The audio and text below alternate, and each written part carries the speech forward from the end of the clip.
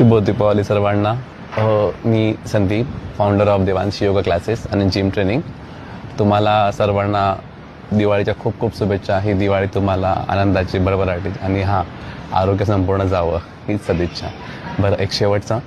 आज आहे धनत्रयोदशी. धनत्रयोदशी निमित्त मी तुम्हाला एक शब्द सांगू शकतो, जो माझा अनुभव आहे, तो जे माझ्या वाचनात आलेला आहे, ते तुम्हाला मी सांगू इच्छितो की धनत्रयोदशीला लोक शॉपिंग करतात, सोनं चांदी, लक्ष्मीची पूजा करतात, खूप साऱ्या गोष्टी करतात. ठीक आहे, तुमचा वैयक्तिक प्रश्न आहे, आवड निवड आहे, सगळ्यांना आपला अधिकार आहे आपली आवड निवड जपण्याचा.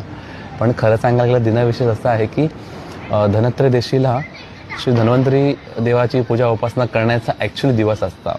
तर धनत्रयोदशीला देवाची उपासना करायची आहे. धन्वंतरी देवाच्याबद्दल काय नेमका बोलतोय, तर थोडक्यात स्पष्टीकरण देतो आणि संपवतो इथेच.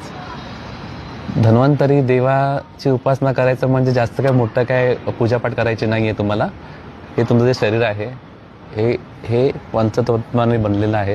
ह्याची योग्य निगा राखणं हे तुमचं कर्तव्य आहे. ते तुम्हाला पार पाडायचं आहे. आजच्या दिवसालाच सुरुवात करायची आहे. चांगला आहार, चांगला विहार, चांगले मित्रसंगती, चांगले विचार, ह्यासोबतच शरीराला फिट ठेवण्यासाठी थोडासा व्यायाम कोणत्याही प्रकारचा असावा.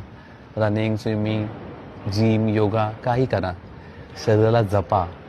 हेच आहे यांची पूजा उपासना श्री धन्वंतरी देवाची. सिंपल. जास्त काय त्रास करून घेऊ नका. पुन्हा एकदा दिवाळीच्या खूप खूप शुभेच्छा. थँक्यू.